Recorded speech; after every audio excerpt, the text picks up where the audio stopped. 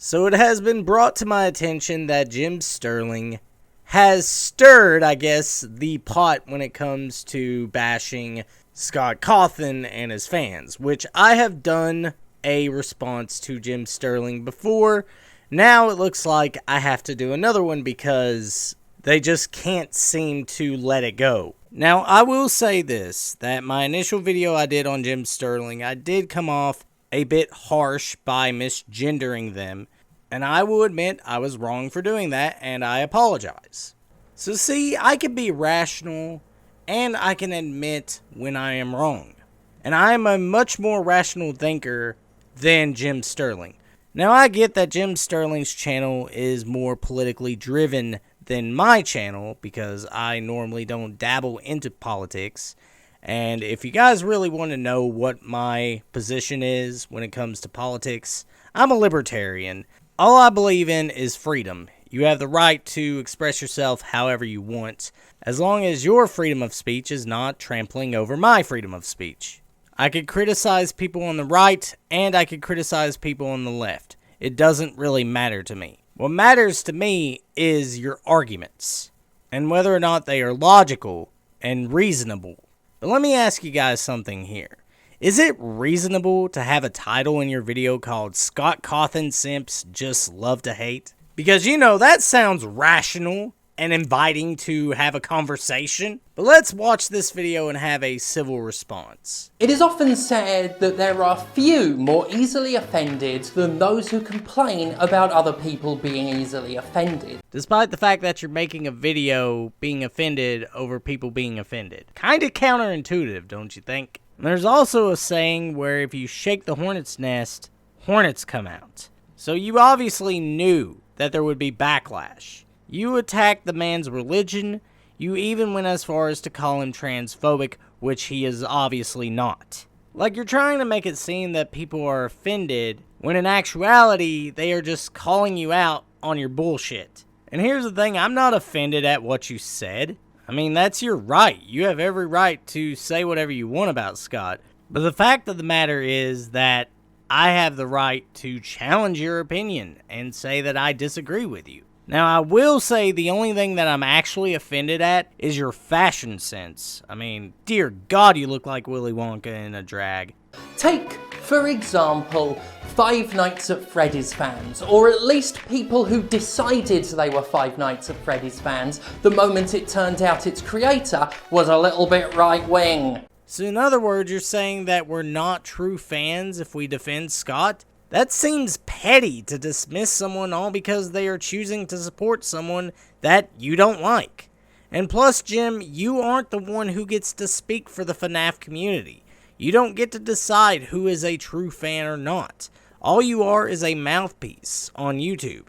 And judging from your dwindling subscriber base, you are a worthless mouthpiece at that. You are once again shaking the hornet's nest, just begging to be stung. Thus, you're turning yourself into a victim, when you could just shut your mouth and let people move on from you. These are the people who will tell you it's just an opinion, get over it, stop being so triggered, snowflake. Well, you dare share an opinion of your own and it doesn't gel with theirs. And well, let's just say that this week a lot of masks popped off of a lot of hideous faces. Jim, have you looked in a mirror lately? The only one exposing their hideous face right now is you. You have constantly attacked your own audience for the past couple years by trying to force your politics on them, and they ain't eating it up like you want them to. Thus, they are leaving in flocks. If anyone was wearing a mask, it was you, Jim. You wore that mask to fool us into believing you cared about gamers and fighting off the corruption that is in the gaming industry. Yet now we know who you truly are, just another snake in the grass. And no one is saying you can't have an opinion, Jim. That's not the problem. The problem is how you went out of your way to attack Scott, essentially making him seem like he is this bad person when he actually isn't. And people have every right to tell you you are wrong. Ever since he was criticised for donating to anti-LGBTQ+ politicians, including the likes of Mitch McConnell, Scott Cawthon has found no shortage of defenders among the so-called hardcore gaming community. In fact, some tie Cawthon's funding of bigotry so intrinsically to the gamer identity that when I published my own video criticising Cawthon, a common response from his defence force was that I, and I quote, attacked gamers. Considering the video's actual content attacked homophobic and transphobic policies, it does seem a little like the gamers TM are telling on themselves with that one. Huh. Ah, sounds like someone's paying attention to the quartering, because he's the only one that I know who actually claimed that you were attacking gamers in that video. Yet I don't think you were attacking gamers, at least not in that instance.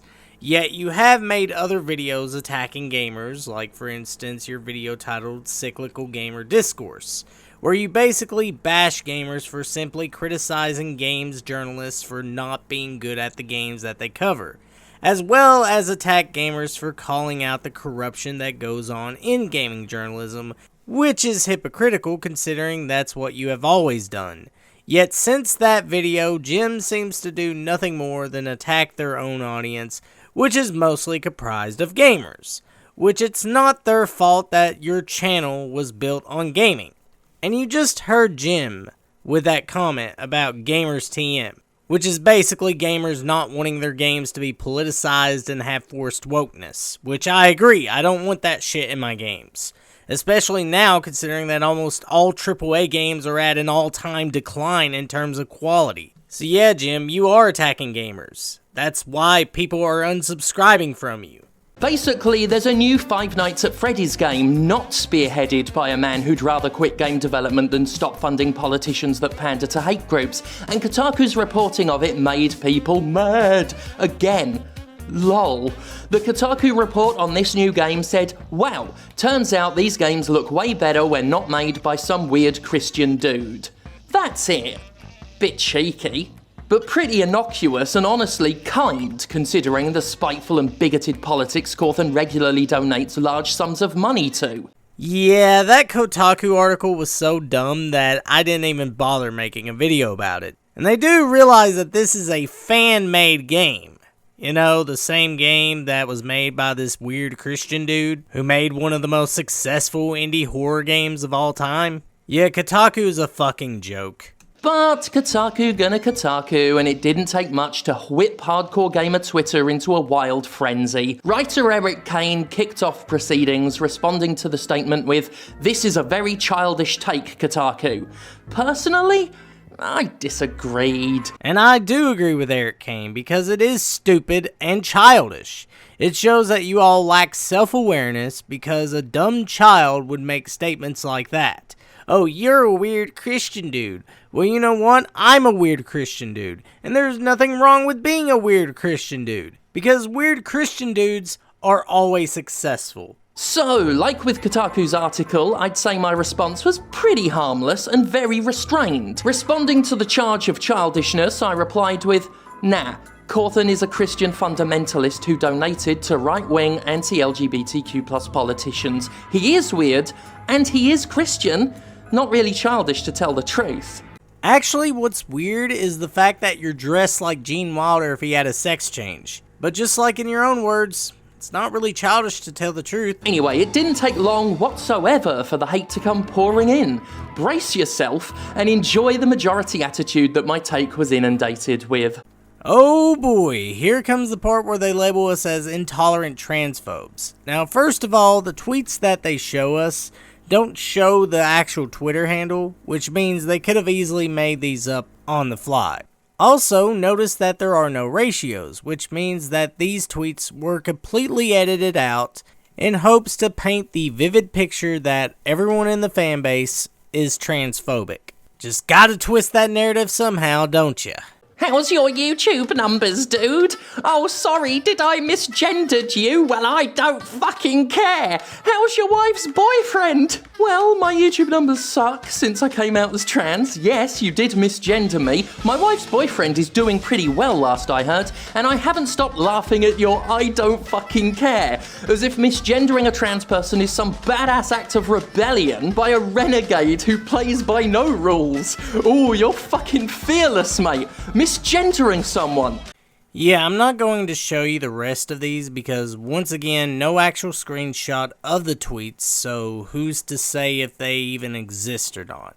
But regardless, who fucking cares if someone misgendered you? Yeah, while it's disrespectful to do so, yet this is the internet, where people shit-talk each other like it's a sporting event. Get over yourself. But there is one thing I want to point out with Jim's statement, which is in regards to their channel losing subs, which has nothing to do with them being trans. If you take a look at their social blade, you'll see that their channel was going into decline in 2019, which was before they transitioned. And like I said, your channel has been declining due to the way you treat your subscribers and the fact that you are not producing content that your subscribers want to see. Yeah, I'm not even going to bother commenting on Jim's ex-wife. I could care less about that ordeal. Personal stuff should stay offline.